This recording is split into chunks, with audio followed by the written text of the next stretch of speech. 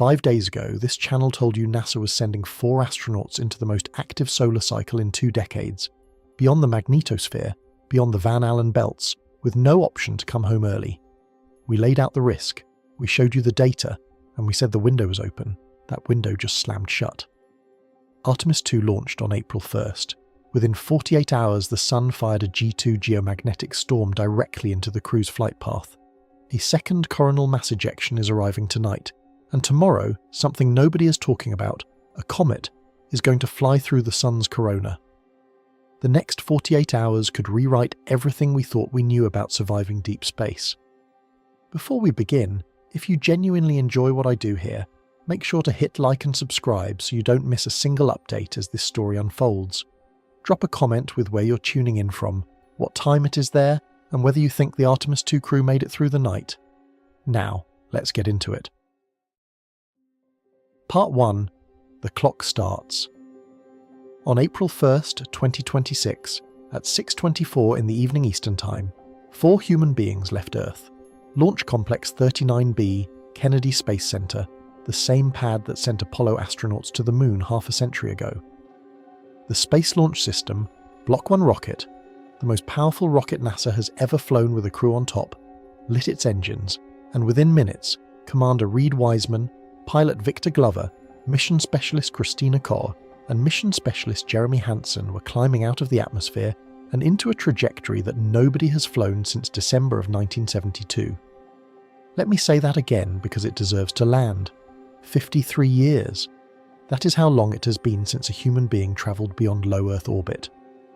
The last time anyone tried this, Richard Nixon was president. There were no personal computers, the internet didn't exist, and the average American had never heard the phrase space weather. We built the Space Shuttle, we built Skylab, we built the International Space Station, and for more than half a century we stayed inside the bubble. Every astronaut since Apollo 17, every cosmonaut, every taikonaut, all of them have lived and worked inside Earth's magnetosphere, the invisible magnetic shield that deflects the worst of what the Sun throws at us. Artemis II changed that. 4 people are now on a free return lunar trajectory. They are not going to land on the Moon. This is a flyby. The spacecraft, NASA's Orion capsule, will swing around the far side of the Moon and use the Moon's gravity to sling them back toward Earth. Total mission time, approximately 10 days. During that time, the crew is expected to surpass the farthest distance any human has ever travelled from Earth, the record set by Apollo 13 in 1970 at 400,171 kilometres, and Jeremy Hansen, a Canadian Space Agency astronaut, just became the first non-American to leave Earth orbit, ever. These are not random selections. Wiseman is a former Navy test pilot and fighter pilot with a previous long-duration mission on the International Space Station. Glover, also a Navy aviator, was the first black astronaut to serve as a long-duration crew member on the station. Koch holds the record for the longest single spaceflight by a woman, 328 days in orbit, and was part of the first all-female spacewalk in 2019. Hansen is a former Canadian Forces fighter pilot, a trained test pilot, and the first Canadian selected for a mission beyond Earth orbit. These 4 were chosen because they are among the most experienced astronauts alive, and right now, every hour of that experience matters. But here is where this video begins, and it is not a celebration. 5 days ago, on this channel, we told you what NASA was not emphasizing in the press conferences. We told you that Solar Cycle 25 is running approximately 70% above predictions, the strongest cycle since Cycle 21 in the early 1980s. We told you that X-class flares had been firing roughly weekly. We told you about August 1972, when a solar storm erupted between Apollo missions that would have killed any astronaut caught in deep space. We said the launch window was open and the Sun was not cooperating. Now it is not theoretical anymore. Everything we warned about is happening, and the crew is in the middle of it. Within 48 hours of the Artemis II launch, the Sun responded. A G2 geomagnetic storm, moderate on the NOAA scale, which sounds manageable until you remember who is outside the magnetosphere right now, struck Earth on April 2nd. The KP index, which measures global geomagnetic disturbance on a scale of 0 to 9, hit 6 at 17:05 UTC. Solar wind speeds climbed from roughly 435 km per second to 700 kilometers per second by the end of April 2nd. The total magnetic field peaked at 17 nanotesla, and the BZ component, the one that matters most because it determines how effectively the solar wind couples energy into Earth's magnetic field, drove down to negative 16 nanotesla, strongly southward. That is the worst possible orientation for geomagnetic coupling. It means the solar wind was not just blowing past Earth, it was punching through the front door. And the crew is in translunar cruise. They have passed through the Van Allen radiation belts, which, remember, are currently energized by the very storm that just hit. They are outside the Magnetosphere. They are hundreds of thousands of kilometers from Earth and accelerating toward the Moon. And here is the fact that makes everything else in this video heavier. They cannot turn around. Unlike the International Space Station, where a crew can board a Soyuz or a Crew Dragon and be on the ground in hours, the Orion capsule on a free return trajectory has no quick exit. The minimum return time from lunar distance is approximately 4 days. That is not a design flaw, that is physics. The Moon is far away, and getting back takes time. If something goes wrong out there, if the Sun fires a major particle event, if the radiation environment escalates beyond what the shielding can handle, they ride it out. They shelter in the most protected section of the capsule, they put on the astrorad vests, and they wait. For days. But a G2 storm is not the end of this story, it is the beginning. Because right now, as I record this, a second coronal mass ejection is racing through interplanetary space toward Earth. It was launched on April 1st by a filament eruption on the Sun. It is expected to arrive late tonight. NOAA's Space Weather Prediction Center is forecasting possible G3 storm conditions, the strongest storm level since the crew left Earth. And there are 3 active regions on the Sun, each one capable of producing an X-class flare, each one pointed directly at the crew's flight path. The probability of a radiation storm just crossed 50%. Let me put that in perspective. The last time humans were in deep space, NASA got lucky. The worst solar event of the decade erupted in the gap between missions. Nobody was out there. This time, the crew is out there. The storm is happening, and they are further from help than any human being has been in more than half a century. There is no rescue vehicle. There is no emergency return. There is only the spacecraft they are sitting in, and the shielding between them, and whatever the Sun decides to do next. And that is just the beginning of what is about to unfold over the next 48 hours. Part 2. What G2 actually means when you are not on Earth. Here is something most people do not understand about the geomagnetic storm scale, and it is important because it changes everything about how you should think about what is happening right now. When NOAA classifies a geomagnetic storm as G2, moderate, they are describing its effects on Earth. Power grid fluctuations at high latitudes, some satellite drag issues, aurora visible further south than usual. That is what G2 means for us, standing on the ground, wrapped in an atmosphere and a magnetic field, and hundreds of kilometers of rock between us and the worst of it. G2 is not an emergency down here. It is an alert. It is a yellow light. But the NOAA geomagnetic storm scale was never designed to describe conditions for human beings in interplanetary space. It was built for ground-based infrastructure, for satellite operators, for power grid managers, for airlines flying over the poles.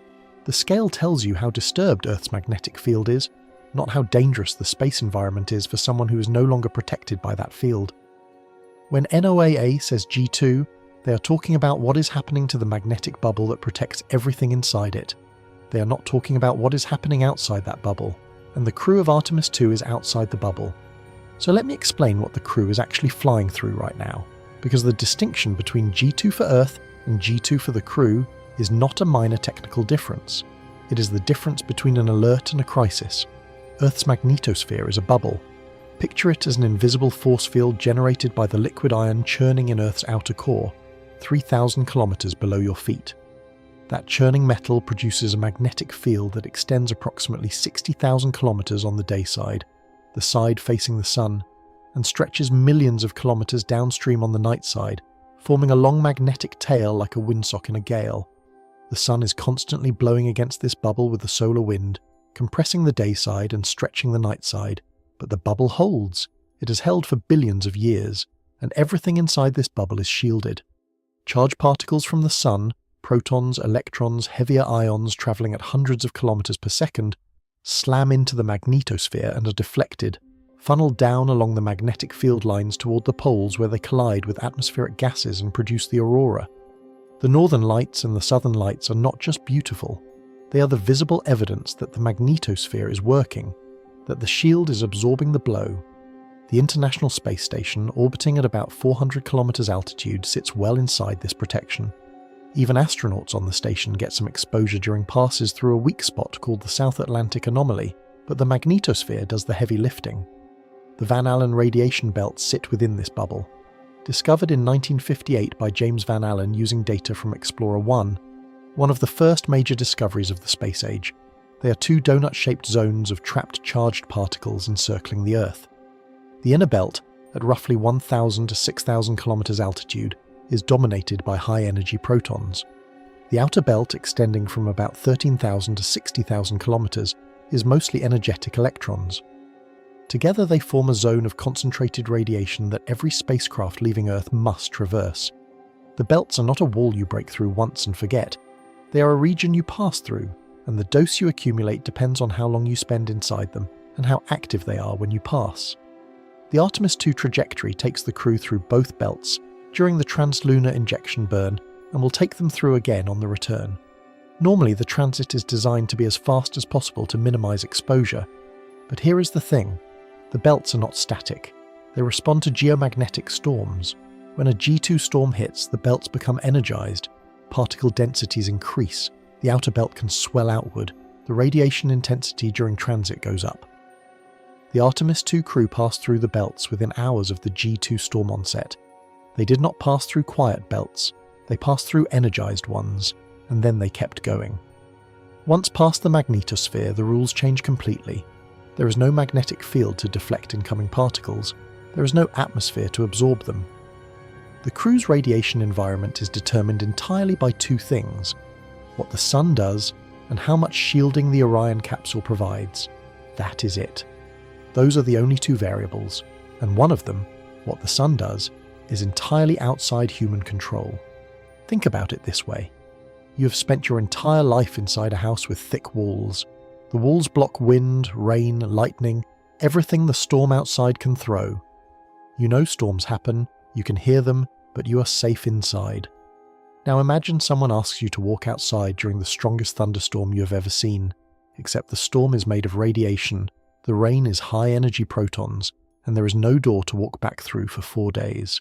That is what beyond the magnetosphere means. The crew is outside the house, and the storm is getting worse.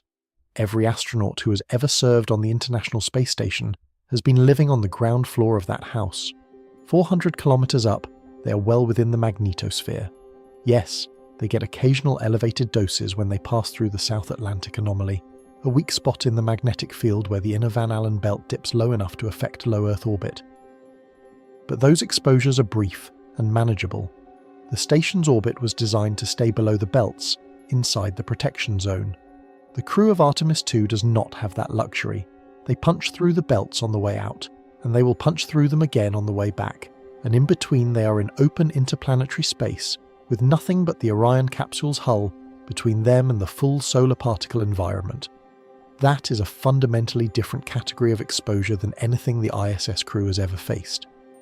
One more thing about the current space environment that should concern you. There goes satellite electron flux, a measure of high-energy electron activity at geosynchronous orbit, about 35,786 kilometers out, has been elevated for 14 consecutive days. That is the longest sustained elevation of the entire solar cycle 25. The crew did not launch into a calm space environment. They did not leave during a quiet window. They launched into an already disturbed radiation environment that has been building for 2 weeks, and the storm is not peaking yet. A second punch is on its way, and this one could be considerably stronger. Part 3. The second CME.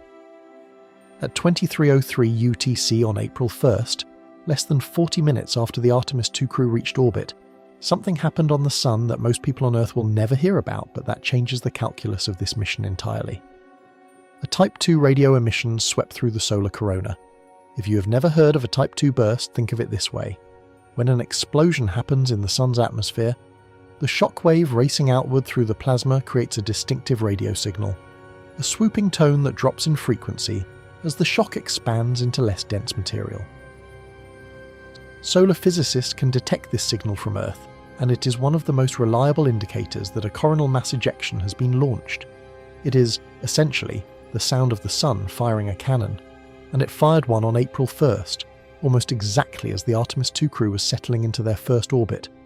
This CME originated from a filament eruption, a long strand of solar plasma, sometimes hundreds of thousands of kilometers long, suspended in the corona by magnetic fields. Filaments are delicate structures. They can hang in the corona for days or weeks, held aloft by the balance between magnetic tension and gravity.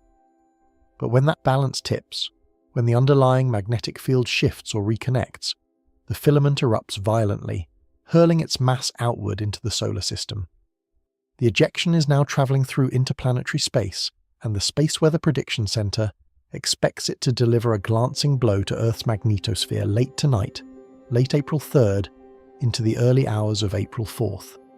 Now here is why this matters so much more than a typical incoming CME. The April 1st CME is not arriving into a quiet solar wind. It is arriving into a solar wind that is already screaming.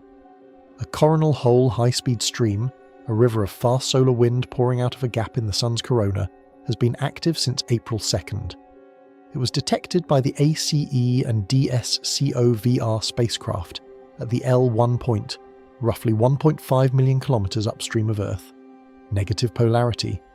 Solar wind speeds at 656 kilometers per second as of the latest reading.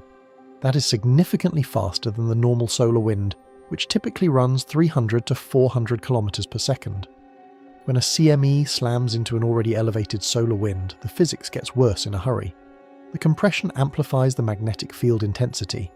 If the CME carries a strong southward magnetic field component, and the existing solar wind already has BZ at negative 16 nanotesla, the combined effect can drive geomagnetic activity well beyond what either event would produce individually. This is called compounding, and it is exactly what SWPC is forecasting for the next 24 hours. The KP index forecast for April 4th peaks at 6.00. That is G2. But SWPC has flagged the possibility of G3, strong, because the compounding effect is difficult to model precisely. Enlil, the model NOAA uses to predict CME propagation, has known limitations. It tends to underpredict CME arrival speed and can miss the strength of CME on CME interactions. If this CME is faster than predicted, or wider, or carries a stronger southward magnetic component, G3 becomes not just possible but likely, and G3 has not occurred since the crew left Earth. But the incoming CME is not the only threat vector the Sun currently has aimed at the Artemis II crew. There are 11 active sunspot regions on the visible disk right now. 3 of them have been flagged by SWPC as the primary drivers for solar activity over the next 72 hours. Region 4404, located at north 13 degrees, west 21 degrees, is the source of the M3.5 flare on April 2nd. It carries a 40% probability of C-class flares and 10% probability of M-class. Region 4405, at south 27 degrees, west 7 degrees, is the big one, the source of the March 30th the X 1.4 flare. 220 millionths of a solar hemisphere in area, 15 sunspots, and still carrying 5% X-class probability as it rotates toward disk center. And then there is region 4409. Located at north 2 degrees, east 13 degrees, this is the most actively developing region on the disk. Beta-gamma magnetic classification, 15 spots. It has been growing additional spots and area over the past 24 hours. SWPC assigns it 65% C-class, 25% M-class, and 5% X-class probability. Now, 5% X-class probability for a single region does not sound alarming. But when you have 3 regions, each independently capable, the combined probability climbs, and 5% does not sound like much until you remember that an X-class flare from an Earth-facing region can launch a solar energetic particle event that reaches the Artemis II crew in as little as 15 minutes. Not 15 hours, not 15 days, 15 minutes. High-energy protons accelerated to a significant fraction of the speed of light, arriving at the crew's position before anyone on Earth could complete a phone call. the Space Weather Prediction Center has set the R3 probability, strong radio blackout which corresponds to X-class flare activity, at 20% per day over April 3rd through 5th, 1 in 5 odds each day for 3 days running, and the energetic particle environment is already trending in the wrong direction. The greater than 10 mega-electron-volt proton flux has been gradually increasing since the April 1st filament eruption. SWPC assigns a 50% chance of an S1 radiation storm minor on the NOAA scale on April 3rd through 4th. On Earth, S1 is barely noticeable. In deep space with no magnetosphere, any elevation in proton flux directly adds to the crew's cumulative radiation dose. The 48-hour window is tightening, but there is one more variable, one that does not appear on any of NOAA's forecast charts, one that nobody in the mainstream seems to be talking about, and it arrives tomorrow. Part 4. The Apollo Ghost. I need to take you back 54 years, because what happened in August of 1972 is the reason this 48-hour window matters more than any press conference or status update can convey. The Apollo program ran from 1961 to 1972, 17 missions total, 6 of which landed humans on the Moon. The final 2 lunar missions, Apollo 16 and Apollo 17, bookended the summer of 1972. Apollo 16 returned to Earth in April. Apollo 17 would not launch until December. Between those 2 missions, the Sun did something that still keeps radiation physicists awake at night. On August 4th, 1972, the Sun produced what is now recognized as one of the most violent solar events of the modern era. An enormous solar particle event erupted from the solar surface. It launched one of the fastest coronal mass ejections ever recorded, a wall of magnetized plasma racing outward at thousands of kilometers per second. The CME arrived at Earth in record time, and the proton flux that accompanied it was extraordinary. The resulting radiation was so intense that calculations indicate it would have delivered an estimated 4,000 millisieverts to an astronaut inside a spacecraft with Apollo-level radiation shielding. 4,000 millisieverts. NASA's current career dose limit for astronauts is 600 millisieverts, and that limit is designed to keep the risk of exposure-induced death below 3% over a career. The August 72 event would have delivered 6.7 times the career limit, in a single event, over the span of roughly 10 to 12 hours. That dose level does not just increase your cancer risk, it causes acute radiation syndrome, one of the most horrifying medical emergencies a human body can experience. Within hours, nausea, vomiting, disorientation, fatigue so severe that the astronaut may be unable to perform critical flight tasks. Within days, damage to the bone marrow, the body's factory for blood cells and immune function. The gastrointestinal lining begins to break down, the immune system collapses.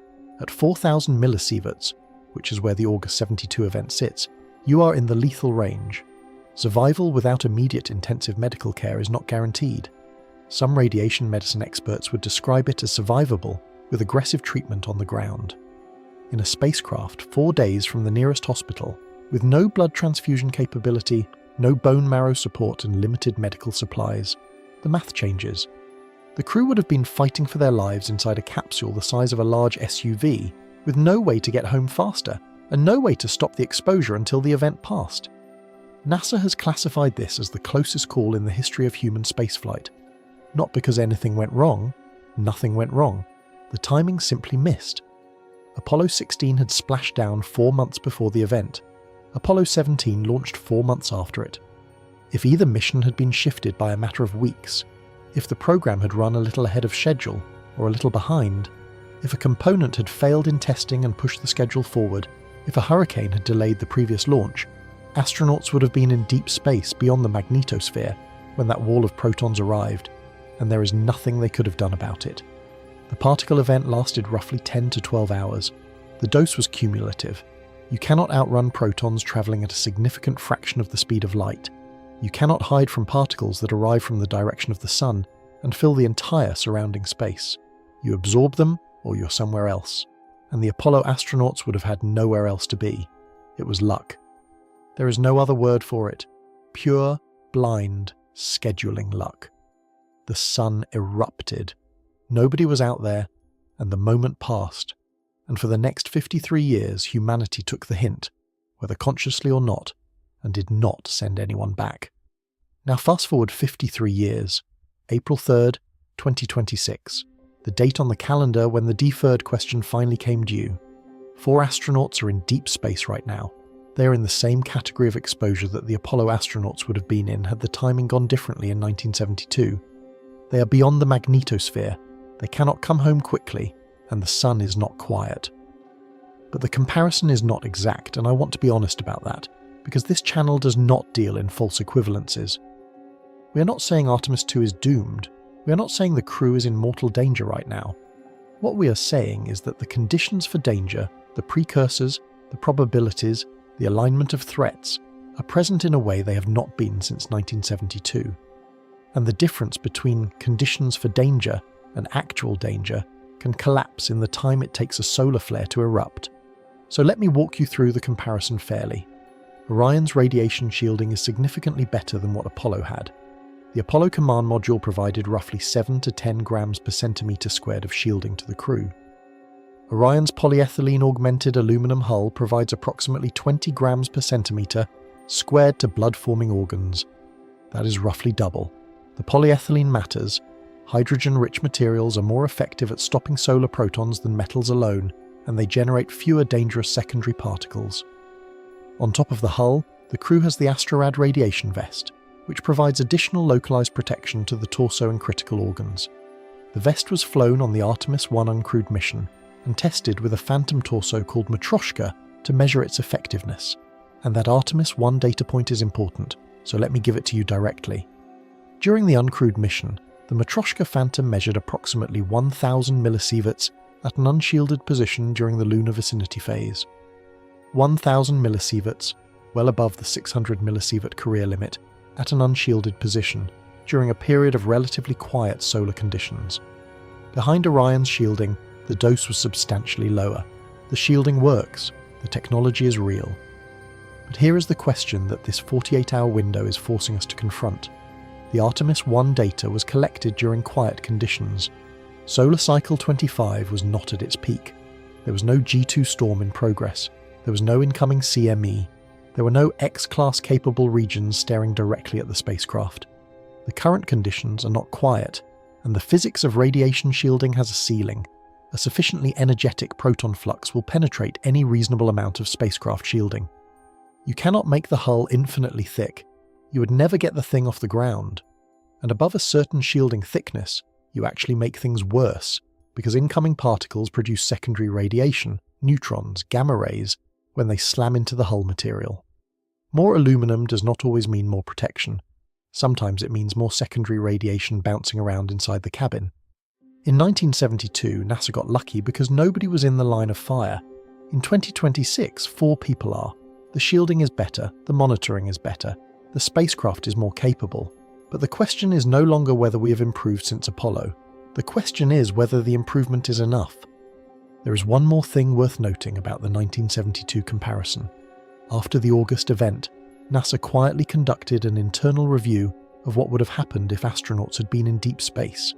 The findings were sobering enough that they influenced radiation protection requirements for every subsequent spacecraft design, including the Space Shuttle, the International Space Station, and, eventually, the Orion capsule that is carrying the Artemis II crew right now. The 72 event is not just a historical footnote, it is the design reference case, it is the ghost in the engineering. And there is one more factor in this 48-hour window that the Apollo comparison does not cover, one that did not exist in 1972, one that nobody at NASA has ever had to factor into a crewed deep space mission. Because until this week, nobody has ever sent a crew beyond the magnetosphere at the same time a comet was about to fly through the sun's corona. Part 5. The comet nobody is talking about. Everything I have described so far, the G2 storm, the incoming CME, the 3 active regions, the proton flux climbing, the electron flux streak, all of that is on the forecast. All of that is in the models. NOAA sees it. NASA sees it. The Space Radiation Analysis Group at Johnson Space Center is monitoring every number in real time. The known threats are being tracked, but there is one thing headed toward the sun right now that is not in any forecast. It is not modeled by Ian Lill. It does not appear on any SWPC prediction chart. and it arrives tomorrow. Comet C/2026A1. Designation MAPS. Classification Sungrazer. A Sungrazer comet is exactly what it sounds like. A comet whose orbit carries it so close to the Sun that it essentially grazes the solar surface. SOHO, the Solar and Heliospheric Observatory, has discovered thousands of Sungrazers over the past 2 decades, most of them tiny fragments from the Kreutz group, a family of comets that all share a common ancestor that broke apart centuries ago. Sungrazers are relatively common. Most of them are small. Most of them disintegrate without anyone outside the heliophysics community ever hearing about them. C/2026. A1 is different. Not because of its size. We do not know its size with any precision. Not because of its composition. We do not know that either. It is different because of where it is going and when. This comet reaches perihelion, its closest approach to the Sun, on April 4th, 2026, tomorrow, and its perihelion distance is 0.00573 astronomical units. Let me translate that number because it does not sound dramatic until you do the math. 0.00573 AU is approximately 857,000 kilometers from the solar surface. The Sun's radius is approximately 696,000 kilometers. That means this comet will pass within 1.23 solar radii of the photosphere. It will not just approach the Sun, it will fly through the Sun's corona, the outermost layer of the solar atmosphere, where temperatures exceed 1,000,000 degrees and the magnetic field is a tangled web of structures that can erupt without warning. The comet's orbit has an eccentricity of 1.0, a perfect parabola. In celestial mechanics, that number tells a story all by itself. Elliptical orbits, the kind planets follow, have eccentricities less than 1. Hyperbolic orbits, the kind interstellar objects follow, have eccentricities greater than 1. A parabola at exactly 1 sits right on the boundary. It typically means one of 2 things. Either the comet has been perturbed from a very long period elliptical orbit, and we cannot distinguish the slight curve from a true parabola with our current observations, or this is a dynamically new comet, a first-time visitor falling in from the Oort cloud, the vast reservoir of billions of icy bodies orbiting the Sun at distances of tens of thousands of astronomical units, so far away that the nearest stars can gravitationally nudge them inward. If C/2026A1 is dynamically new, and the parabolic orbit strongly suggests it is, then it has never been close to the Sun before. It has spent 4.5 billion years in the deep freeze of the outer solar system, untouched by solar radiation, never heated, never outgassed. Its mass, its composition, its structural integrity, how it will respond to the extreme thermal environment of the solar corona, all of that is unknown. A comet that has been thermally processed by previous perihelion passages has already lost its most volatile ices. A dynamically new comet still has them. It still has its full complement of carbon monoxide, methane, and other super-volatile compounds that sublimate explosively at much greater distances from the Sun than water ice. That means it may outgas more violently, shed more material, and interact more energetically with the corona than a returning comet would. There is no prior observation of this object under these conditions. It is a complete unknown being injected into an already volatile situation. Let me put that perihelion distance in a different frame. Mercury, the closest planet to the Sun, orbits at roughly 0.39 astronomical units. This comet will pass the Sun at 0.00573 astronomical units, almost 70 times closer than Mercury. The solar radiation intensity at that distance is roughly 30,000 times what Earth receives. The surface temperature of any solid body at that distance would exceed 2,000 degrees Celsius. Whatever this comet is made of, it is about to be subjected to conditions that will transform it, fragmenting it, vaporizing it, or destroying it entirely. And whatever happens to the comet happens inside the Sun's corona, surrounded by magnetic structures that are already primed for eruption. And here is the part that should bother you. This comet has received almost no mainstream media coverage. If you search for Artemis II right now, you will find thousands of articles about the crew, the trajectory, the historical significance of the mission.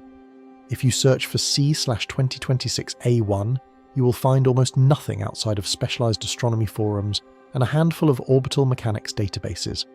Sungrazer comets are common enough that they do not typically make news, This one is not expected to be visible to the naked eye. There is no public spectacle, no trail of light across the sky for people to photograph. But the significance of this comet has nothing to do with how it looks and everything to do with when it arrives. The perihelion falls squarely within the 48-hour window when the Artemis II crew is at or near maximum distance from Earth. The crew is fully outside the protection of the magnetosphere. They cannot come home early, and a comet is about to fly through the corona of the same star that is already producing G2 storms, launching CMEs and pushing the probability of a radiation storm above 50%. Now here is the part that really bothers me.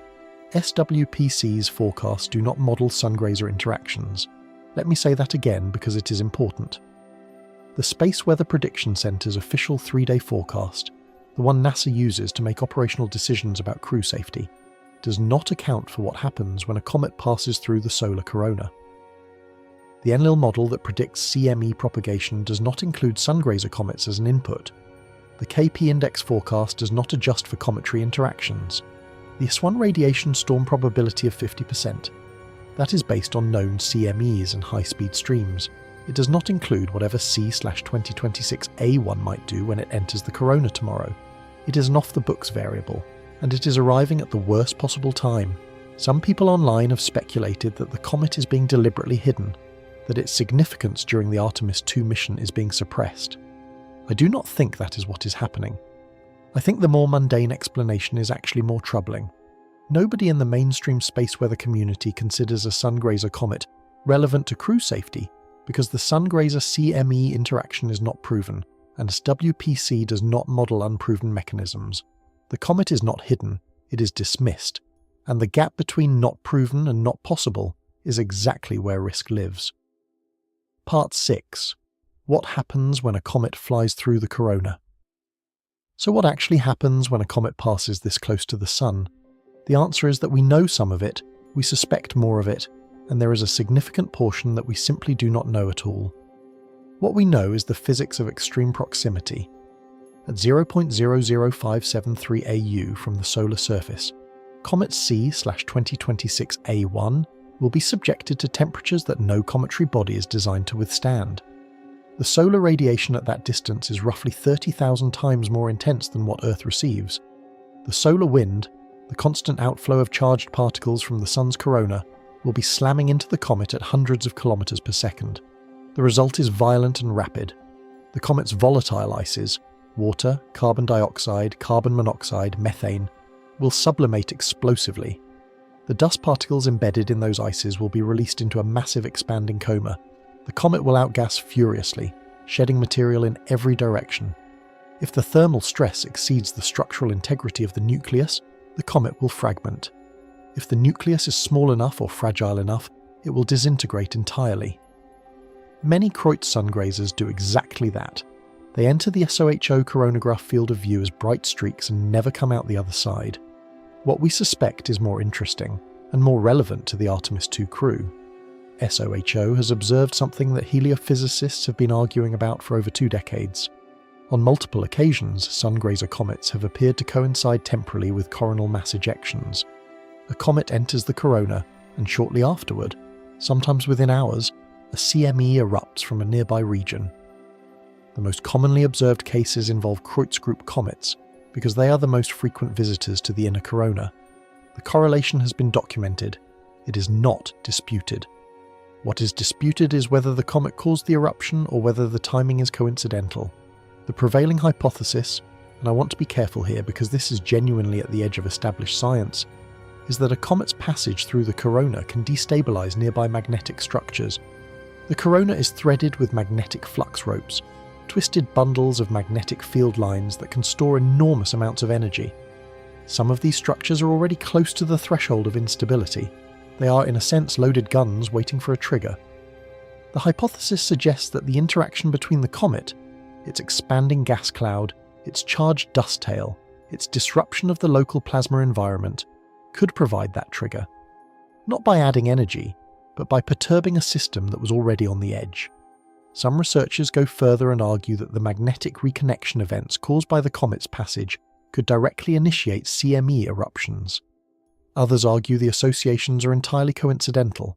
that during solar maximums CMEs are erupting constantly, and any object passing through the corona will inevitably coincide with some eruptions by pure chance. The background CME rate during solar max is high enough that temporal coincidences are expected. The honest answer is that we do not have a definitive conclusion. The mechanism is plausible, the observations are suggestive, the proof is incomplete. And this is one of those frustrating situations in science where the definitive answer might only come from an event that we would rather not witness. A Sungrazer triggering a major CME during a period of intensive observation with instruments aimed directly at the corona. We may be about to get exactly that observation tomorrow, whether we want it or not. But here is why it matters for the next 48 hours, regardless of which side of the debate you find more convincing. C/2026. A1 is not a typical Kreutz fragment. It is not a tiny chunk of ice that will quietly vaporize in the coronagraph. It appears to be a dynamically new comet, potentially carrying significantly more mass than the average Sungrazer. It is arriving during an already active storm window, with 3 X-class capable regions on the disk, 2 high-speed streams active, and a CME already in transit. If there were ever a scenario where a Sungrazer could tip the balance, could push an already loaded magnetic structure over the edge, this is it. And if it does trigger a CME or enhance one that was already brewing, the timing math gets ugly fast. A CME launched from the Sun on April 4th would travel outward at somewhere between 500 and 2,000 kilometers per second, depending on the eruption energy. At typical CME speeds, it would arrive at Earth's orbit approximately 1 to 3 days later, April 5th through 7th. The Artemis II crew is on a 10-day mission. They launched on April 1st.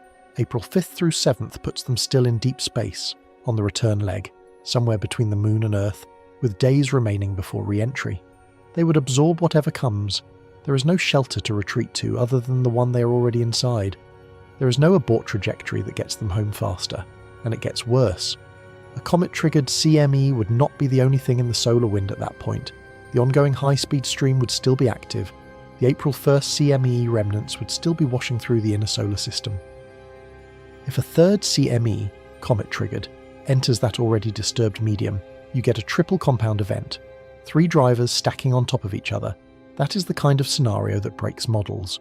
The Enlil simulation handles 1 CME well. 2 CMEs interacting is harder. 3 overlapping solar wind structures in a single 72-hour window is uncharted territory for any model currently in operational use. This is not in the forecast. This is not in the model. This is the off-the-books variable that could change everything about the next 48 hours. Part 7. The off-the-books variable. Let me bring this back to the crew, because it is easy to get lost in the physics and forget that there are 4 human beings at the centre of this. The Orion capsule has a storm shelter protocol. If solar activity escalates to the point where the crew's radiation exposure is climbing toward concerning levels, they are instructed to move to the most heavily shielded section of the spacecraft. The interior layout of Orion was designed with this in mind. Certain areas provide more shielding than others, and the astrorad vest adds another layer of localized protection for the torso and organs most vulnerable to radiation. NASA's Space Radiation Analysis Group at Johnson Space Center monitors the crew's radiation environment in real time. They receive data from onboard dosimeters, from the GOES satellites at geosynchronous orbit, from the ACE and DSCOVR spacecraft at the L1 point upstream of Earth. If a solar flare erupts or a CME arrives, SRAG can issue a shelter advisory within minutes. On paper, this system works. It has been designed over decades. It has been tested, modelled, reviewed, and validated. And for every known threat, a forecasted CME, an observed X-class flare, an S1 radiation storm, the protocol is clear. The system is robust. The system has been validated. On paper, in simulations, in the Artemis I flight data, the system works. But the protocol was designed for known variables, forecasted events, modelled arrivals, threats that appear on the SWPC 3-day forecast with probabilities attached. A Sungrazer comet destabilizing a magnetic structure in the corona and triggering an unforecasted CME is not a known variable. It is not in the model. There is no line item in SWPC's 3-day forecast that reads, possible comet-induced eruption. The forecast accounts for region 4405 and its 5% X-class probability.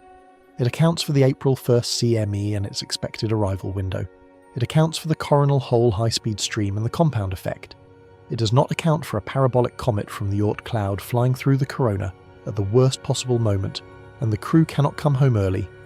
I keep saying this because it is the single most important constraint in this entire scenario.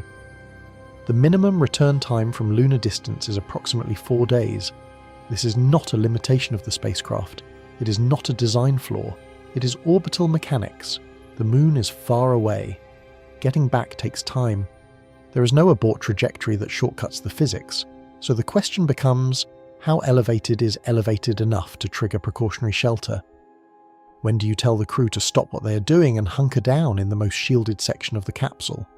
NASA's protocol calls for it when solar activity is elevated.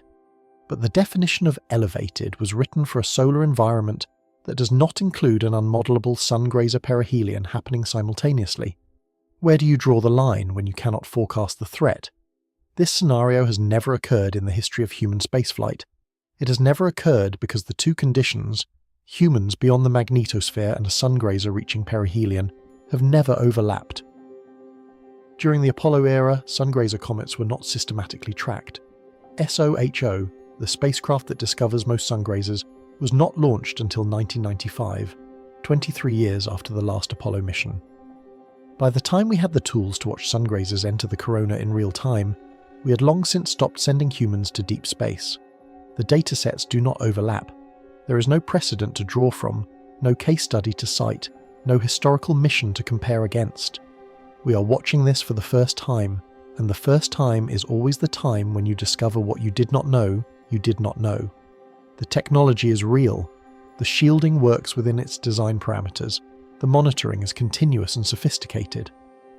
NASA has built every tool they can build in 53 years of preparation. SRAG has contingency protocols for elevated solar activity, for SEP events, for X-class flares.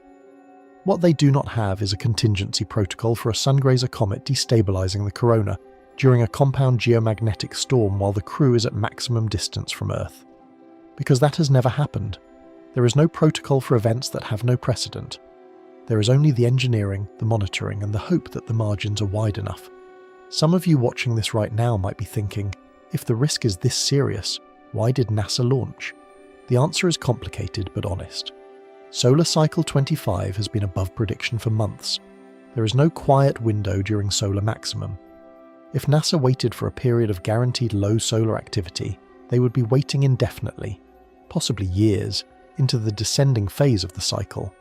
At some point, the agency had to accept that sending humans beyond the magnetosphere during solar max means accepting the risk that solar events will occur during the mission. The risk was not hidden. It was accepted. The question is whether the acceptance was calibrated to the right level of risk. But the Sun does not operate on a schedule.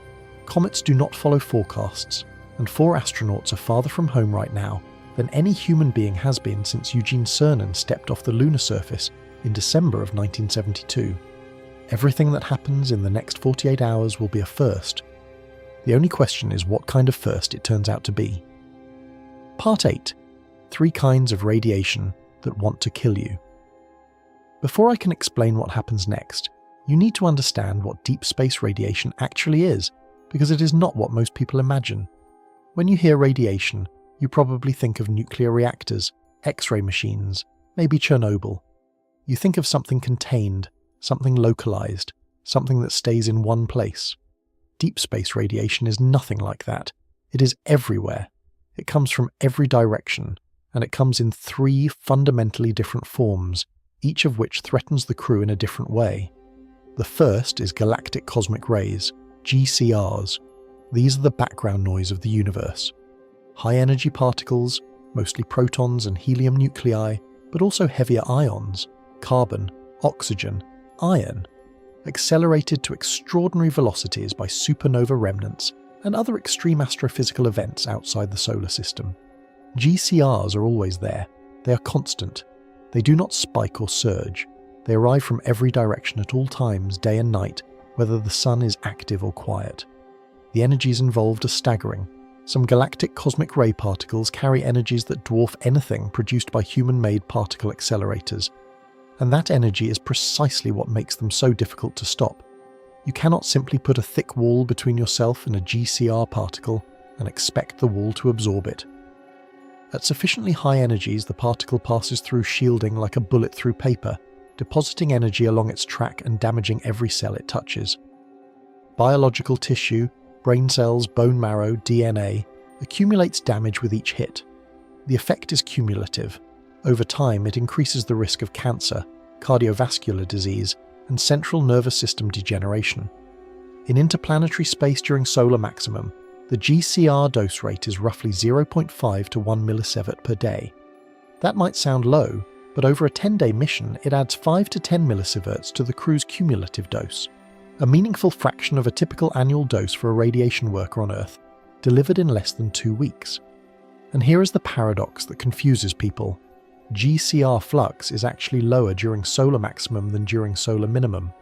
The Sun's magnetic field, when it is strong and active, extends further into the solar system and acts as a partial shield against incoming galactic particles.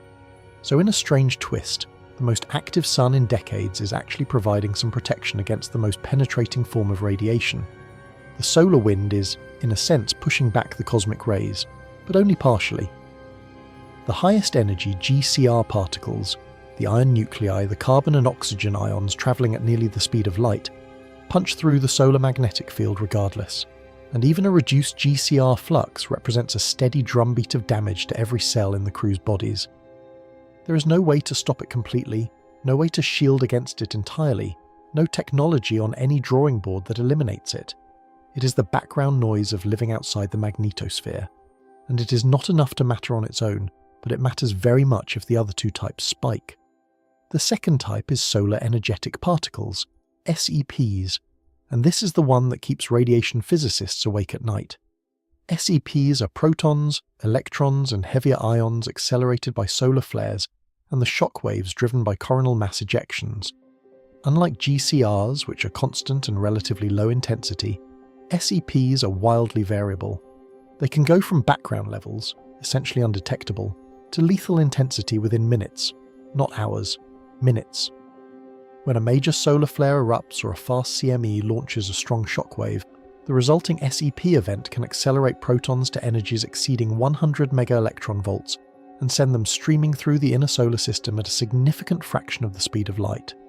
The August 1972 event was an SEP event.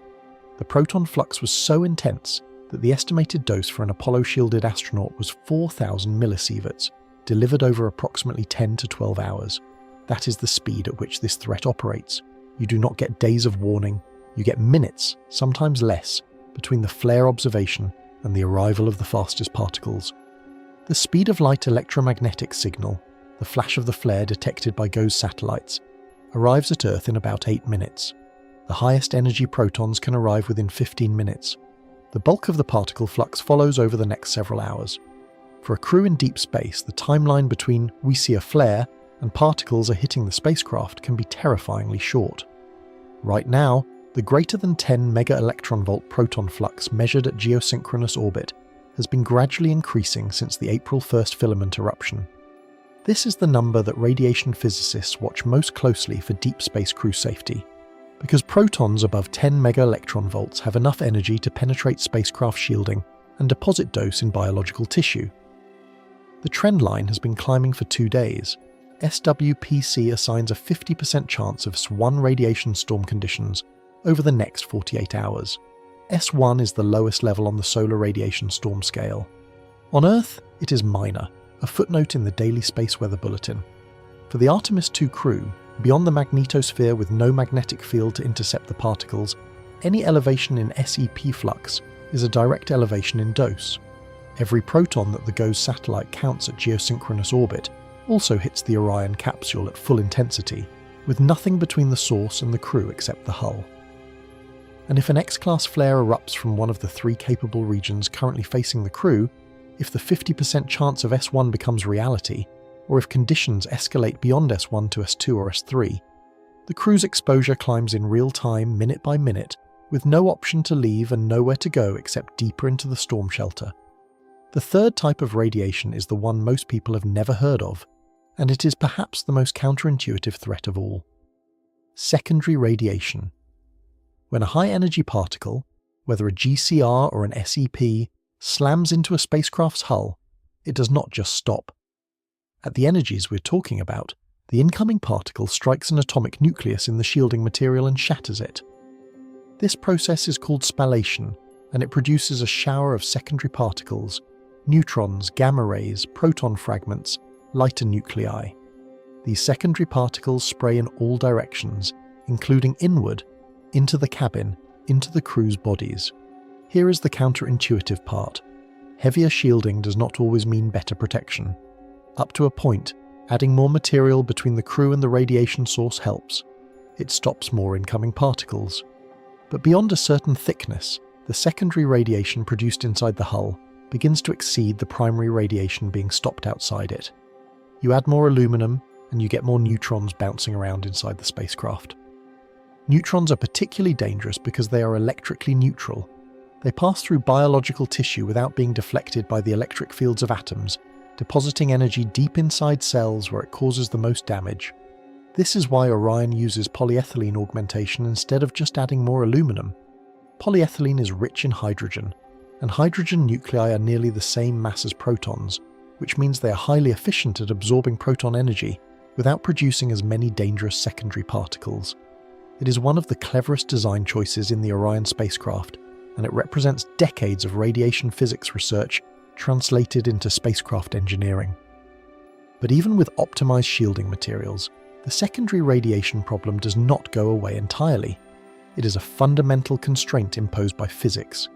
You cannot perfectly shield humans from deep space radiation. You can reduce it, you can manage it, you can monitor it and make decisions about shelter timing, but you cannot eliminate it, not with the technology we have today, not with any technology we are likely to have for decades. This is the problem that has plagued spacecraft designers for decades. You want to stop the primary radiation coming from outside, but in doing so, you create secondary radiation inside. The Apollo engineers knew about this. The Orion engineers know about it even better.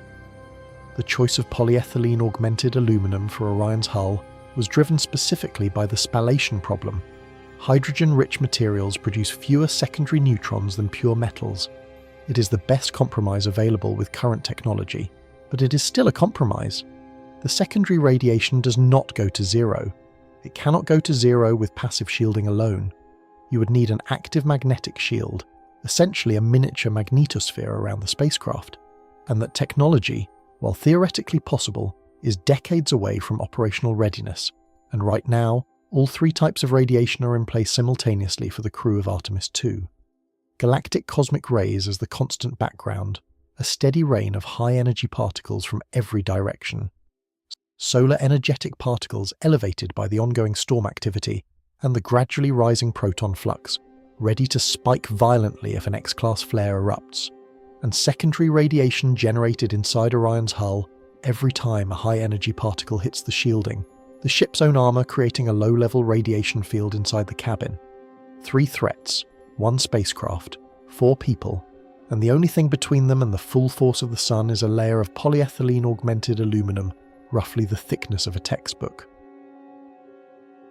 Part 9, Orion's shield and its limits. So let me walk you through exactly what stands between the crew and deep space right now, because Orion's radiation protection system is genuinely impressive, and understanding both its capabilities and its limits is essential to understanding the stakes of this 48-hour window. The Orion multi-purpose crew vehicle was designed from the ground up with deep space radiation in mind. Unlike the International Space Station, which sits inside Earth's magnetosphere and relies on the planet's magnetic field for the bulk of its radiation protection, Orion was built to operate without that shield. The hull uses polyethylene augmented aluminum, layers of aluminum for structural integrity combined with polyethylene panels that are specifically placed to maximize radiation absorption around the crew compartment. The polyethylene serves a dual purpose. It stops incoming protons more efficiently than aluminum alone, and it produces significantly fewer dangerous secondary neutrons when it does. The shielding provides approximately 20 grams per centimetre squared of protection to blood-forming organs, the bone marrow, the spleen, the thymus, which are the most vulnerable to acute radiation injury. 20 grams per centimetre squared might not mean much as a number, so let me put it in context. The Apollo command module provided roughly 7 to 10 grams per centimetre squared. Orion has approximately double the shielding that protected the astronauts who went to the moon in the 1960s and 70s. That is a meaningful improvement. It represents half a century of radiation physics research applied to spacecraft design. On top of the hull shielding, the crew has the Astrorad radiation vest. This is a wearable garment developed by the Israeli company Stemrad, originally designed for first responders at nuclear incidents and adapted for spaceflight. The vest is shaped to provide selective shielding to the torso and the body's most radiation-sensitive tissues: the bone marrow in the sternum and pelvis, the lungs, the stomach, the ovaries. It does not protect the extremities or the head, because the weight penalty would be too high, and the organs in the torso are the most critical for survival during an acute radiation event. The Astrorad vest was flown on the Artemis I uncrewed mission alongside the Matryoshka experiment, 2 human-shaped phantom torsos, each embedded with hundreds of radiation dosimeters positioned at organ-specific locations throughout the body. One phantom, named Helga, flew without the vest. The other, named Zohar, wore the Astrorad. By comparing the dose distributions across hundreds of sensor locations in both phantoms, researchers could map exactly where and how much the vest reduced radiation exposure. The comparison data from that mission is the best empirical measurement we have of what deep space radiation does to a human-shaped body inside the Orion capsule.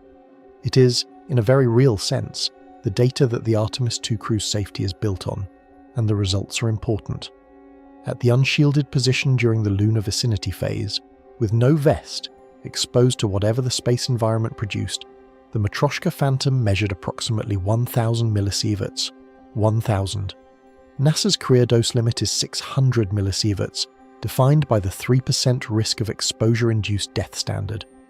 The unshielded measurement exceeded the career limit in a single mission, and that was during relatively quiet solar conditions. Behind Orion's shielding and with the Astrorad vest, the dose was substantially lower. The exact numbers vary by organ and position within the capsule, but the shielding system clearly works. It does what it is designed to do. So here is the question that hangs over this entire 48-hour window. If the shielding works, and it does, and if the storm shelter protocol works, and it does, and if SRAG is monitoring in real time, and they are, then what exactly are we worried about? We are worried about the margins. We're worried about the gap between what the system was designed to handle and what the system might actually face. The Artemis I data was collected during a period of low solar activity. Solar cycle 25 had not yet reached its peak. There were no significant geomagnetic storms during the mission, no SEP events, no X-class flares aimed at the spacecraft. The 1,000 millisievert unshielded measurement and the substantially lower shielded measurement both represent baseline conditions, the quiet sun case. The current conditions are emphatically not quiet sun. The KP index hit 6 within 48 hours of launch. A second CME is arriving tonight. 3 active regions have X-class flare capability. The proton flux is climbing. The electron flux has been elevated for 14 days straight. SWPC assigns a 50% chance of S1 radiation storm, which, at the cruise location beyond the magnetosphere, means unattenuated proton flux hitting the spacecraft without any magnetic shielding. The NOAA scale was designed for effects on Earth-orbiting systems and polar aviation routes. S1, minor, means minor impact on HF radio in polar regions and minor increase in radiation exposure for high-altitude flight crews. It was never designed to describe what happens to 4 human beings sitting in a spacecraft hundreds of thousands of kilometers from Earth with no magnetic field between them and the Sun. The same proton flux that registers as a footnote on Earth hits the Orion capsule at full intensity. And the 20% probability of R3 radio blackouts over the next 72 hours is the number that should make you stop and think. R3 corresponds to X-class flare activity.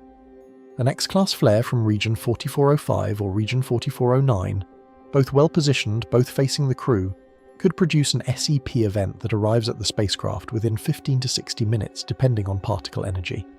If the crew is not already in the storm shelter configuration when the particles arrive, there is no time to get there. The particles travel at a significant fraction of light speed. The warning time is measured in minutes. NASA's storm shelter protocol calls for precautionary shelter when solar activity is elevated. But how elevated is elevated enough when you are beyond the magnetosphere for the first time in half a century? When the models are running above prediction? When a CME is arriving into an already elevated solar wind? When a comet is about to fly through the corona? These are not hypothetical questions. Someone at SRAG is answering them right now, in real time, for a crew that cannot come home for 4 more days. Part 10. The numbers right now. Let me give you the scorecard. Every data point that matters for the next 48 hours, laid out in sequence, because the numbers tell a story that no single headline can capture. KP Index forecast. The KP Index is a number from 0 to 9 that quantifies the level of geomagnetic disturbance globally. 0 is dead quiet, 5 is the threshold for a G1 storm, 6 is G2, 7 is G3, 9 is the most extreme category, G5, reserved for events that can take down power grids and damage satellites. Right now, the forecast for April 3rd ranges from 2.67 to 5.67, covering everything from quiet to the edge of G1. April 4th peaks at 6.00, which is solid G2, with G3 strong possible, depending on how the incoming CME interacts with the high-speed stream. That G3 possibility is not a throwaway line in the forecast. G3 means the storm is strong enough to cause voltage corrections on power systems, to push aurora visibility down to latitudes as low as 45 degrees north, and to affect spacecraft operations at geosynchronous orbit. For a crew beyond geosynchronous orbit, outside the magnetosphere entirely, G3 represents a measurably more hostile radiation environment than G2. April 5th, expected to decrease to active levels, KP2 to 3.33, as the solar wind enhancements wane. The worst of it, on paper, is tomorrow. Solar wind speed, 656 km per second as of April 3rd, 0215 UTC. Normal quiet solar wind runs 300 to 400. The current reading is roughly 60% above baseline.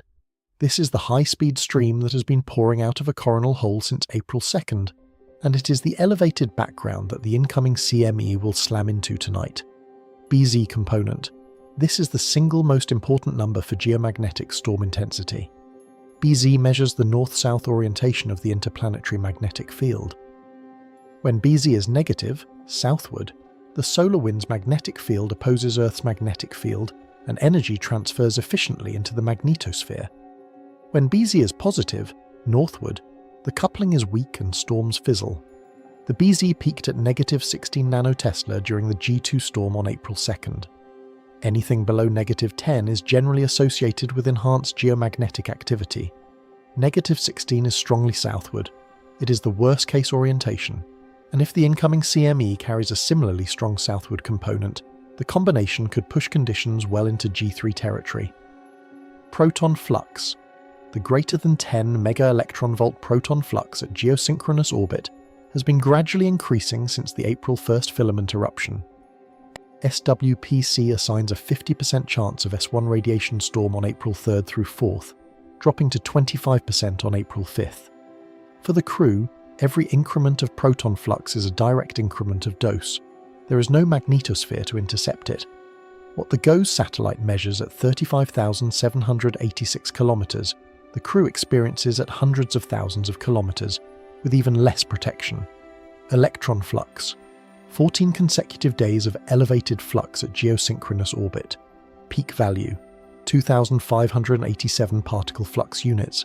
This is the longest sustained elevation of the entire solar cycle 25, not just this month, not just this year, but the longest streak since the cycle began in late 2019. The radiation belts are energized. The space environment has been persistently disturbed for 2 solid weeks. This is not a spike that will pass in hours. It is a sustained state of elevated activity that the crew launched directly into. They did not launch during a quiet window. They launched into the most prolonged period of radiation belt disturbance this solar cycle has produced. Active regions, 11 on the visible disk, 3 flagged by SWPC as the primary drivers. Region 4404, M-class flare on April 2nd, 10% M-class probability going forward. Region 4405, source of the March 30th X 1.4, 220 millionths area, 5% X-class probability, rotating toward disk center. Region 4409, the most actively developing region, beta-gamma classification, growing additional spots, 5% X class. Combined R3 probability, 20% per day over April 3rd through 5th. That means SWPC considers it plausible, not likely, but plausible, that an X-class flare could erupt on any of the next 3 days. Each day is a separate coin flip. 3 days of 20% gives a combined probability of roughly 49% that at least one X-class flare will occur during the window, 1 in 2. That is not a comfortable number when the consequences include a potential SEP event, hitting 4 unshielded astronauts within minutes, CMS in the Donkey database for the past 7 days, 10 coronal mass ejections in 1 week. That is not a quiet sun producing the occasional outburst. That is a machine running at sustained high output. Every one of those ejections sends a cloud of magnetized plasma into the solar system. Most miss Earth, most miss the crew. But you do not need most of them to hit. You only need one, the right one, with the right magnetic orientation, at the right speed, to change the trajectory of this mission. And here is the number that ties all of this together. The Artemis I uncrewed mission, flying the same trajectory in a quieter solar environment, measured 1,000 millisieverts at the unshielded phantom torso position. The current solar environment is measurably, quantifiably more active than it was during Artemis I. The proton flux is higher, the electron flux is higher, the geomagnetic conditions are more disturbed, the crew's radiation dose will be higher than the Artemis I baseline. The question is, how much higher, and whether the margin between acceptable and concerning holds for the next week. Every single one of these numbers exists within a solar cycle that has been exceeding predictions for months. The model said this cycle would be moderate. The models were wrong. The question is how wrong, and whether the next 48 hours will show us. Part 11. Solar Cycle. 25. The cycle that broke the models. There is a reason this 48-hour window feels different from anything that has come before, and it is not just the crew or the comet or the incoming CME. It is the context, the solar cycle that all of this is happening inside. Solar Cycle 25 officially began in December 2019, when the Sun emerged from solar minimum, the quiet trough between cycles, and began ramping up activity. The Space Weather Prediction Center, along with an international panel of solar physicists, issued a consensus forecast. Cycle 25 would be a moderate cycle, with a peak sunspot number of approximately 115, peaking sometime around July of 2025. The Sun disagreed, spectacularly. Sunspot numbers have been running approximately 70% above that prediction. As of early 2026, the observed sunspot numbers are not just above the forecast, they are in a different category entirely. Solar Cycle 25 is the strongest cycle since Cycle 21, which peaked in the early 1980s. This is not a minor overshoot. This is not a case where the models were close but not quite right. The prediction models fundamentally underestimated the activity of the current solar cycle, and that matters for Artemis II in a very specific way. The mission was designed years ago. The radiation risk assessments, the shielding requirements, the mission planning assumptions about the solar environment the crew would fly through. All of that was built on predictions that had Solar Cycle 25 running at a moderate level. The spacecraft was designed to handle what the models said the Sun would do. The Sun is doing 70% more than what the models said. Now, to be fair, Orion was not designed to handle only a moderate cycle. NASA builds in margins. The spacecraft engineering process requires what is called a design reference mission, a set of worst-case scenarios that the vehicle must be able to survive. The August 1972 solar particle event was explicitly part of that reference set. NASA used the 72 event as one of the bounding cases when engineering Orion's radiation protection. The shielding thickness, the polyethylene placement, the storm shelter geometry, the astrorad vest integration, all of it was designed to give the crew a survivable dose even in a 72 class event. So the spacecraft is not flying into conditions it was never designed for. In theory, even the worst case scenario has been accounted for, but the margins are narrower than anyone expected them to be. And here is the thing about margins. They exist to absorb uncertainty. When the uncertainty is larger than expected, the margins shrink. A 70% overperformance in solar activity means the baseline conditions are closer to the design limits than the original mission planning assumed. the worst case is still survivable. But the distance between the current conditions and the worst case is shorter than planned. A 70% overperformance in solar activity means more frequent flares, more frequent CMEs, a higher baseline radiation environment, and, critically, a higher probability of extreme events. And this brings us to the superflare calculation, which is the single number that crystallizes everything about this solar cycle and this mission into one uncomfortable figure. At solar maximum, the monthly probability of an X10 plus superflare, the kind of event that would dwarf the March 30th X 1.4, the kind that would make August 1972 look mild by comparison, is estimated at approximately 4%. 4% per month. The Artemis II mission spans roughly 10 days, which gives the crew a roughly 1.3% probability of encountering a superflare during their mission. 1.3% sounds small. It is small in a statistical sense. 98.7% of the time, no superflare happens and the crew returns with radiation doses well within acceptable limits. But let me put it in a context that changes how it feels. If you told an airline passenger that there was a 1.3% chance their flight would encounter a catastrophic event, no one would board the plane. If you told a surgeon there was a 1.3% chance their patient would die from a complication they could not treat, they would spend a long time at the consent table. The number is small in absolute terms, but it represents the most extreme tail risk in crewed spaceflight. A superflare from the wrong region, at the wrong time, from the wrong direction, with the crew at maximum distance from Earth and days from home. That is the scenario that exists at the end of the probability curve. It has not happened. The odds say it probably will not happen, but probably is doing a lot of work in that sentence when 4 human lives are on the other side of it. And the Russell-McFerran equinox effect makes all of this worse. March and April represent the peak period for geomagnetic coupling between the solar wind and Earth's magnetosphere. The equinox geometry, the tilt of Earth's magnetic axis relative to the Sun, maximizes the probability that any given solar wind disturbance will successfully couple energy into the magnetosphere and trigger a geomagnetic storm.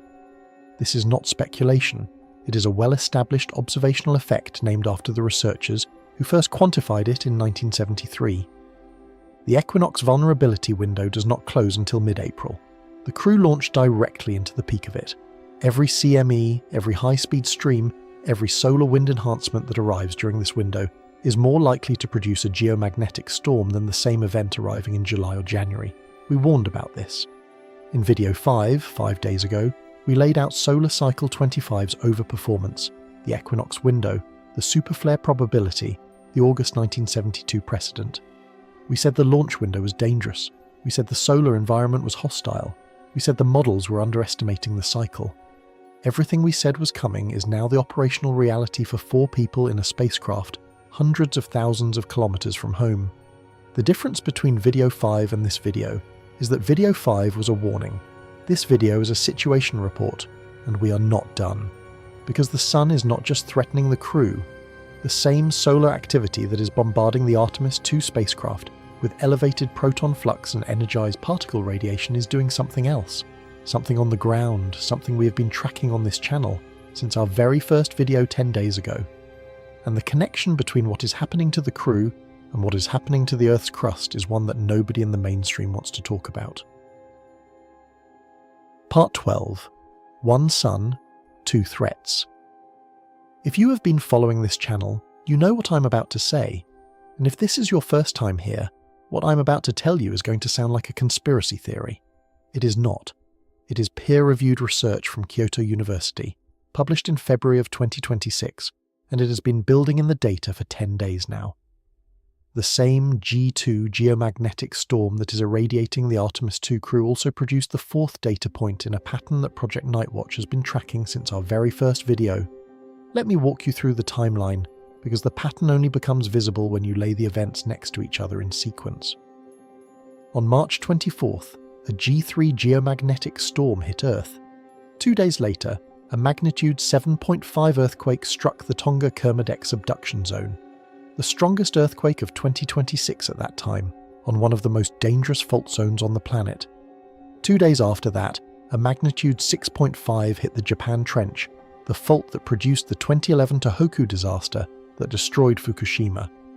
4 days later, a magnitude 7.3 detonated directly beneath an active volcano in Vanuatu.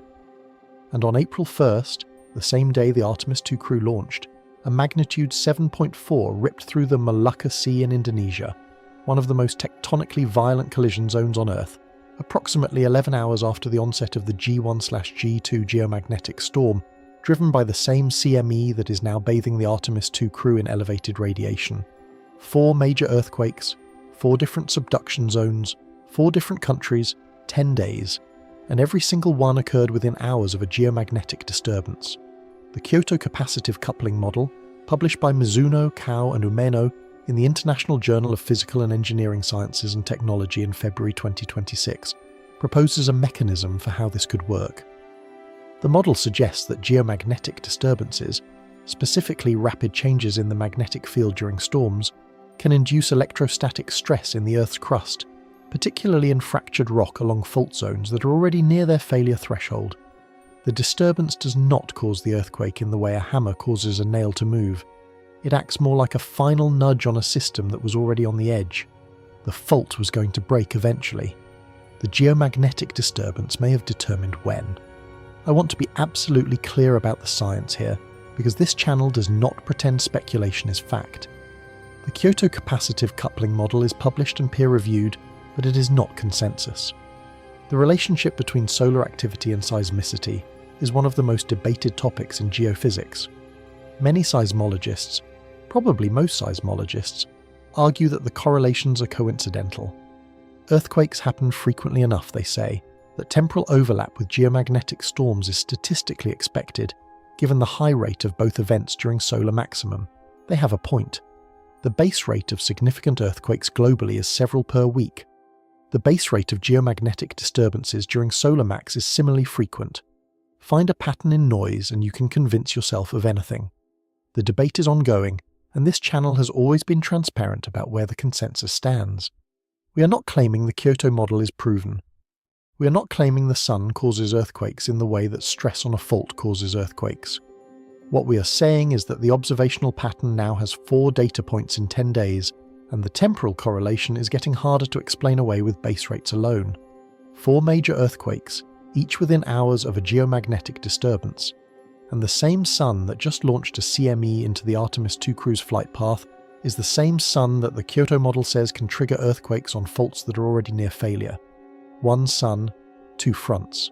The crew is flying into the source of both threats. The same solar activity creating radiation risk for 4 astronauts beyond the magnetosphere is the same activity that may be influencing tectonic stress on the other side of the equation. And the Ring of Fire is not slowing down. 130 plus events of magnitude 4.5 or greater in the past 7 days. The Indonesia swarm alone has produced over 50 aftershocks, including a magnitude 6.2 that hit within 5 hours of the main shock, matching the theoretical maximum predicted by seismology's own aftershock laws. The equinox window that makes the solar-seismic coupling strongest, according to the Russell-McFerran effect, does not close until mid-April. That is the same equinox window that maximizes the geomagnetic coupling threatening the Artemis II crew. The same geometric alignment of Earth's magnetic axis relative to the Sun that makes storms more likely for the crew also makes the solar-seismic link strongest for the faults. The crew will be in deep space for another week. The Sun will keep doing what it has been doing, and the faults along the Pacific Ring of Fire will keep responding, or not, to whatever the Sun sends. Think about that for a moment. The radiation that is bathing the Artemis II crew right now, the same protons, the same CME-driven particles, the same elevated solar wind, that radiation does not stop at the spacecraft. It continues past the crew and slams into Earth's magnetosphere, and when it does, according to the Kyoto model, it transfers electrostatic stress into the planet's crust. The crew is being irradiated by the same energy that may be shaking fault lines on the other side of the equation. 1 source, 2 consequences. One of them threatens 4 lives in a spacecraft, the other threatens millions of lives along the Pacific Rim, the same 48-hour window, the same sun, 2 entirely different categories of threat emanating from the same source, and almost nobody is connecting them. Part 13. The window that will not close. I need to zoom out for a moment, because the Artemis II mission is not happening in isolation. It is happening inside a window of converging anomalies that this channel has been documenting since the day we launched. 7 days ago, in video 7, this channel made a claim that sounded dramatic at the time. We said that 3 simultaneous statistical outliers were unfolding at once.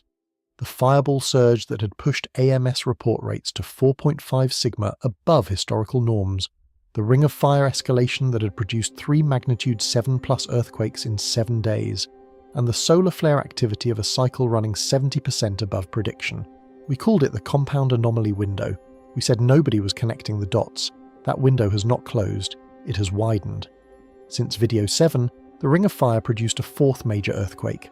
Artemis II put 4 astronauts in deep space for the first time in 53 years. A G2 geomagnetic storm hit within 48 hours of launch. A second CME is arriving tonight. A Sungrazer comet is about to fly through the solar corona. 436 active NWS weather alerts are posted across the United States right now.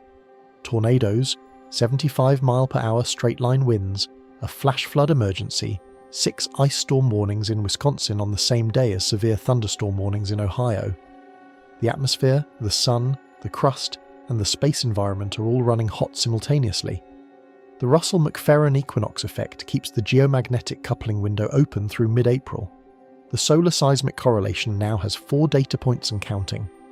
The fireball anomaly, the 4.5 sigma deviation in AMS fireball report rates that we first flagged weeks ago, remains unexplained by any conventional model, and the crew of Artemis II remains outside the magnetosphere, exposed to the same solar output that is feeding every single one of these simultaneous anomalies. The dots are not just multiplying, they are converging. Every thread this channel has been tracking since March 25th, fireballs, earthquakes, solar storms, the comet, they all pass through the same 48-hour window that the Artemis II crew is in the middle of right now. And the window that connects them does not close for another 2 weeks. Part 14.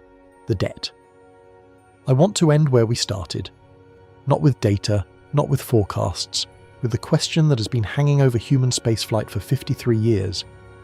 In August of 1972, the Sun erupted. A solar particle event produced radiation levels that would have been potentially lethal to any astronaut caught in deep space. The dose estimate, 4,000 millisieverts for an Apollo-shielded crew member, is not a rough guess. It is based on direct measurements from instruments that were in space at the time. The particles were real, the flux was real, the dose was real. The only thing that saved anyone from finding out what that dose would do to a human body was the fact that no human body was out there. Apollo 16 had returned in April. Apollo 17 would not launch until December. The storm erupted in the gap, and NASA looked at the calendar, looked at the data, and understood what had almost happened. The agency's own assessment calls it the closest call in the history of human spaceflight.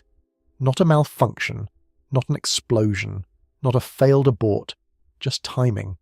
Just the random, uncontrollable, fundamentally unpredictable behavior of a star firing a lethal dose of radiation into empty space where astronauts had been 4 months earlier and would be 4 months later. For 53 years, that question, what happens when the timing does not miss, has gone unanswered. Not because we forgot about it. NASA never forgot. The August 72 event is cited in every radiation protection document the agency has produced since. It is the reason the Orion capsule has polyethylene augmented shielding. It is the reason the Astrorad vest exists. It is the reason SRAG exists. Every engineering decision made for deep space human spaceflight in the last half-century carries the fingerprint of that one event, the storm that erupted when nobody was out there. But the question itself, what happens when someone is out there, was never answered. It was deferred, because we stopped going. We built the shuttle, a vehicle that never left low Earth orbit. We built the International Space Station, the greatest engineering achievement of the 21st century, orbiting at 400 kilometers inside the magnetosphere's protection. We spent 53 years doing extraordinary things in space, but all of them inside the bubble, all of them protected, all of them safe from the one threat that cannot be engineered away, the sun itself, firing lethal radiation into the void at unpredictable intervals, on no schedule, with no warning sufficient to outrun the fastest particles. We are back. 4 human beings are in translunar crews right now. Commander Reed Wiseman, pilot Victor Glover, mission specialist Christina Koch, mission specialist Jeremy Hansen. They are inside a capsule roughly the interior volume of a large minivan, surrounded by polyethylene-augmented aluminum, wearing dosimeters that are counting every particle that makes it through, connected to mission control by a communication link that takes seconds to traverse the growing distance between the spacecraft and Earth. They are further from home than any human has been since Eugene Cernan stepped off the lunar surface in December of 1972 and said, "We leave as we came, and God willing as we shall return." It took 53 years to return, and within 48 hours of their departure, the Sun began testing every system, every protocol, and every assumption built in the intervening half-century. A G2 geomagnetic storm, KP6, solar wind at 700 km per second, BZ driven 16 nanotesla southward, struck within 2 days of launch. A second coronal mass ejection is arriving tonight, with SWPC forecasting possible G3 conditions. 3 active regions on the Sun carry X-class flare capability, each pointed at the crew's flight path. The greater than 10 mega-electron-volt proton flux is climbing. The electron flux has been elevated for 14 consecutive days. The probability of a radiation storm is at 50%. And a comet, a Sungrazer on a parabolic orbit from the outer edges of the solar system, a first-time visitor that has never been observed under these conditions, is about to fly through the solar corona at precisely the moment the crew is at their most vulnerable. SWPC does not model it. Nobody can predict what it will do. It is an off-the-books variable injected into the most critical 48 hours of the most important crewed space mission in half a century. The technology NASA built in those 53 years is real. Orion's polyethylene-augmented hull provides roughly double the shielding of an Apollo capsule, 20 grams per centimetre squared versus 7 to 10. The AstroRad vest adds localized protection to the organs most vulnerable to acute radiation injury. The Space Radiation Analysis Group at Johnson Space Center monitors the crew's radiation environment in real time, around the clock, with data feeds from GOES, ACE, DSCO-VR, and onboard dosimeters. The storm shelter protocol is tested and documented. If conditions escalate, the crew moves to the most heavily shielded section of the capsule, dons the AstroRad vests, and waits. If a flare erupts, the fastest particles arrive in 15 to 60 minutes, giving SRAG a narrow but real window to issue a shelter advisory. If a CME arrives, the onboard dosimeters will register the dose rate increase, and the crew can extend their shelter time until the event passes. These systems work. They are the product of 53 years of engineering, research, and the institutional memory of a near miss that the agency never forgot. Every tool that could be built has been built, but there are things technology cannot do, and this is the part that matters. It cannot predict when a flare will erupt. It cannot determine whether a comet passing through the corona will destabilize a magnetic structure and launch 1 billion tons of plasma toward the crew. It cannot override the 4-day minimum return time from lunar distance. It cannot change the laws of physics that allow a sufficiently energetic proton flux to penetrate any reasonable amount of spacecraft shielding. The same physics that doomed any hypothetical Apollo crew caught in the August 72 event. The same physics that makes secondary radiation an unavoidable byproduct of any shielding material. The same physics that will be true for every crewed deep space mission humanity ever flies, for as long as we send humans beyond the magnetosphere. And it cannot guarantee that the Sun, which has been running 70% above predictions in the strongest cycle since the early 1980s, will cooperate for the next 10 days. The question that has been deferred since 1972 is no longer deferred. It is being answered right now, in real time, by the Sun and by the crew, and by the spacecraft they are riding through an increasingly hostile stretch of interplanetary space. 48 hours into a mission that has already encountered more solar activity than anyone hoped for and less than anyone feared. Somewhere between the best case and the worst case, somewhere in the margins, was Apollo's luck a given, a reflection of how safe deep space actually is, a statistical reality that the odds of a lethal event during any given mission are low enough that we simply got what we should have expected? Or was it a debt, a borrowed outcome? A dice roll that came up in our favour once and now, 53 years later, with better shielding and better monitoring and better spacecraft, but the same uncontrollable, unpredictable star at the centre of the solar system, we are rolling again. I do not know the answer. Nobody does. That is the point. The answer is being written right now, in real time, by a star that does not know we are watching and would not care if it did. The Sun does not adjust its behaviour because humans are in the line of fire. It does not scale back its flare production because 4 astronauts are outside the magnetosphere. It does not time its coronal mass ejections to avoid our missions. It simply burns and erupts and throws plasma into the void, and whatever is in the way absorbs it. For 53 years, nothing was in the way. For the next week, 4 people are. The crew is still out there. The comet reaches perihelion tomorrow. The second CME arrives tonight. 3 active regions are aimed at the flight path. The proton flux is climbing. The electron flux has been elevated for 14 straight days. The equinox window does not close for 2 more weeks, and the sun has not finished.